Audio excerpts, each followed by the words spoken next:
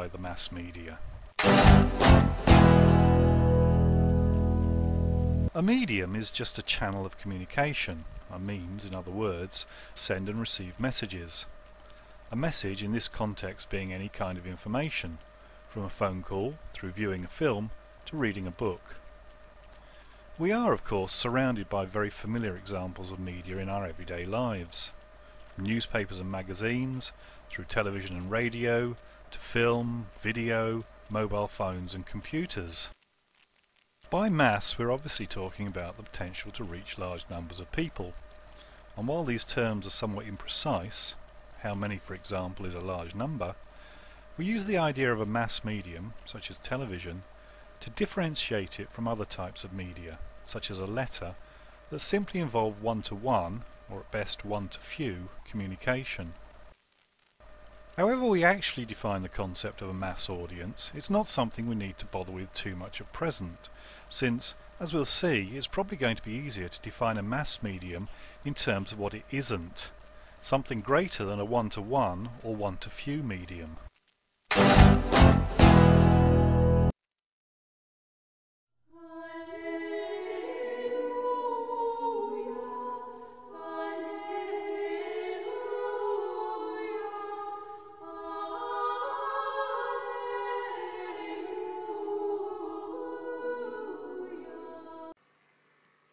Up until the mid-15th century, most forms of text were written by hand. Block printing did exist at the time, however it was expensive and time-consuming since each word, phrase, or picture were on a different block. Literature was thus unavailable to the common man, and literacy rates were low. In 1450, Gutenberg invented the solution, the printing press. The printing presses made it possible to use and reuse the separate pieces of type to print on paper. Production of media increased immediately and the cost was lowered. Mass media was born. There was now a medium that would reach a mass audience and the impact was tremendous. Print media includes all forms of media that are printed on an object. Print media updates us with the latest news and new information and also contributes to the enhancement of our vocabulary and improves literacy rates. Newspapers are the best for developing reading habits in children. Through the print media, they provide the general public with a platform to give updates about their parts of the city, exchange their views over different issues that the society faces, and share their thoughts on a larger scale. Communication was facilitated and messages to the public were received quicker as a result of the printing press. Print media is closely related to politics. The media influences the political landscape as much as politicians influence media. With print media, information was quickly available to voters. This information was often propaganda.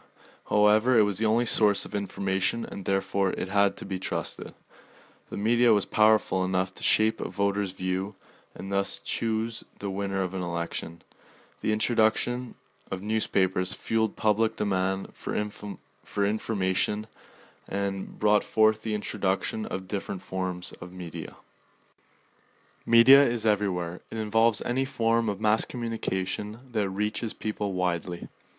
In today's world, most of us will grow up in a world where the media is unavoidable.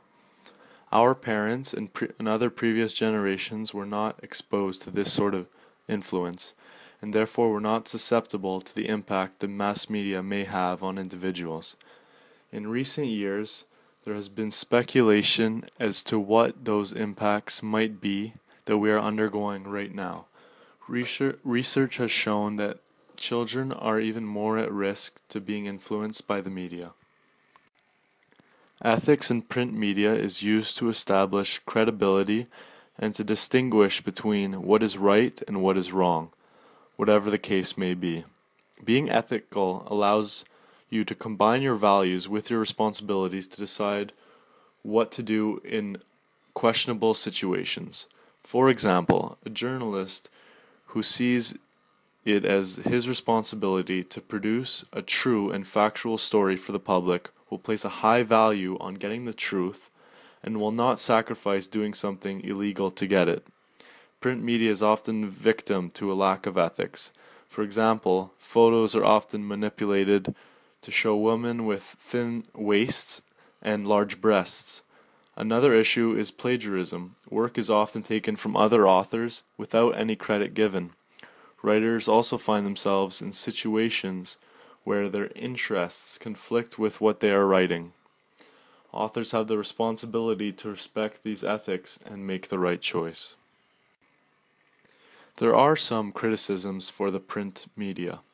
The printing press caused the loss of the active voice.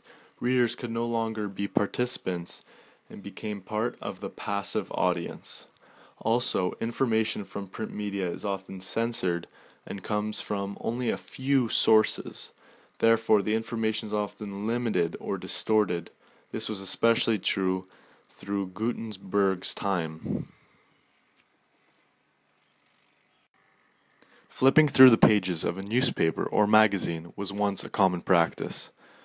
Although the hobby continues, the trends have shown a reduction in orders of print newspapers and books.